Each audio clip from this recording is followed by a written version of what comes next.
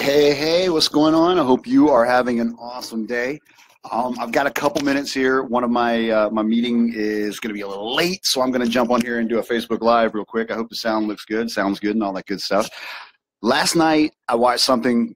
I broke from my normal routines a little bit, and I did something that was a little different. A lot of people did in the country, actually. There was a national championship football game going on last night, and my boys, Alabama Crimson Tide, were in it. So I figured I'd watch it. Here's the thing, and I didn't know this going in. I didn't realize what was going on going in. But, wow. So, yes, Alabama won, Roll Tide. I'm proud of that, all that good stuff. That's wonderful. But it's not that important. The bad news is they lost to Auburn this year, and that's kind of like this dark cloud, but it was a good loss because it got them fired up. But that's okay. Look, let's stop talking about football. Let's talk about football and what the heck. We're in the national championship. We're watching the two best teams. You can argue it if you want to, whatever. The two best college football teams in the nation are competing against each other. And for the first time in history, both quarterbacks are freshmen. Think about that for a second. Just think about that. Normally, the quarterbacks are seniors. Normally, these kids have played 4 or 5 years of college football before they're considered leaders, before they're considered strong enough to go out there and do this stuff.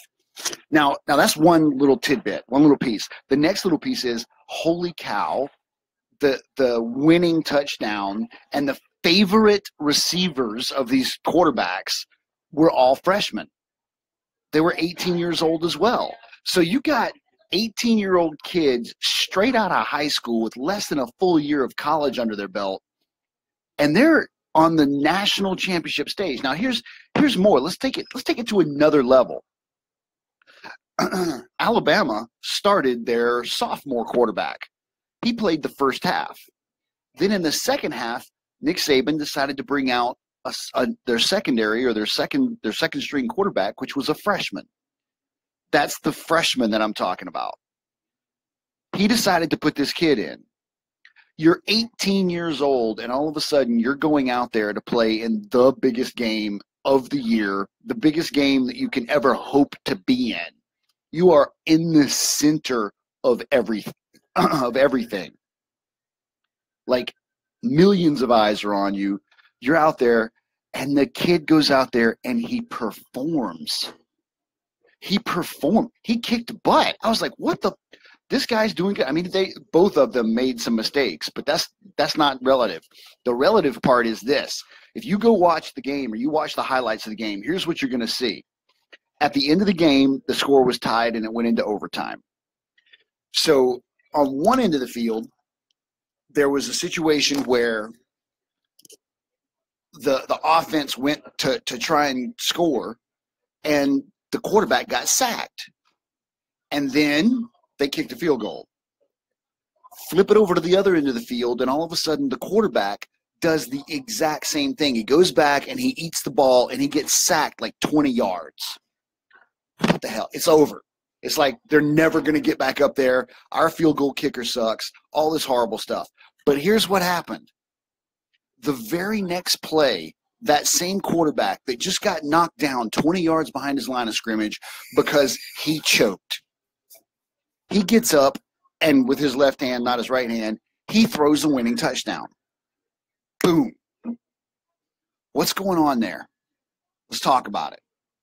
What is really going on there? What's really going on there is that kid, that 18-year-old kid, has mastered his mind to the point where that last play that just ended 30 seconds ago is gone.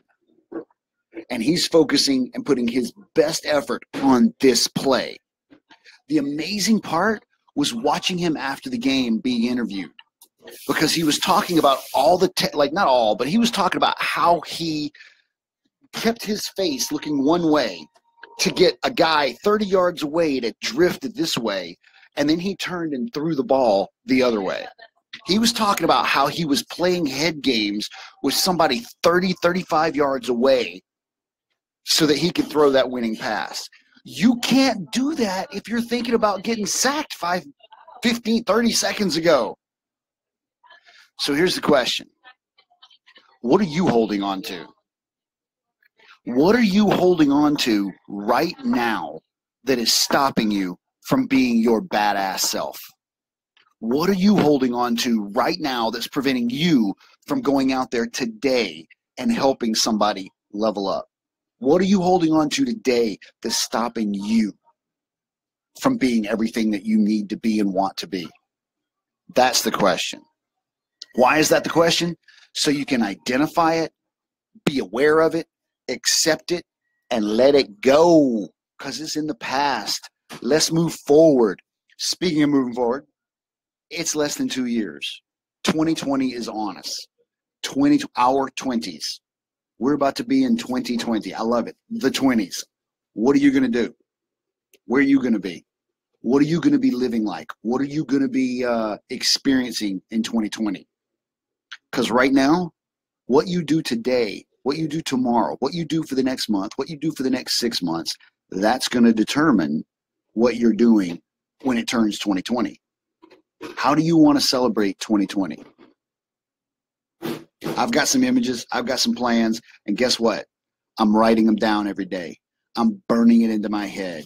I am doing everything that I've been taught, everything that I know how to do to manipulate my mind to go the way that I want it to go.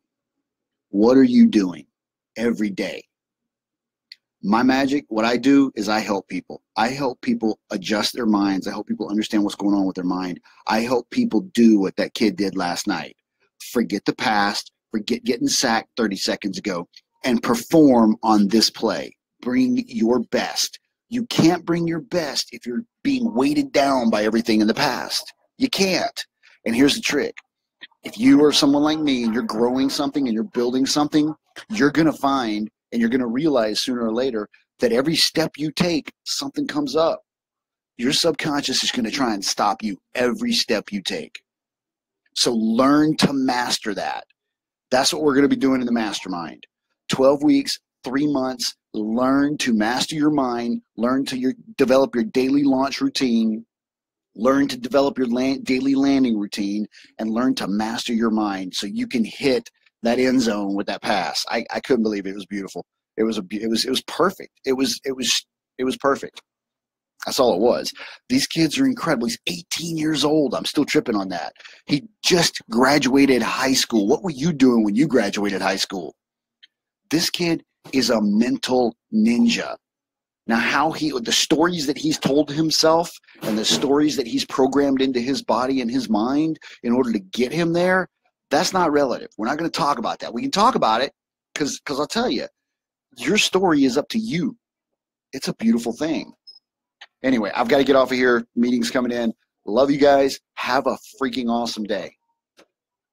Oh, share this.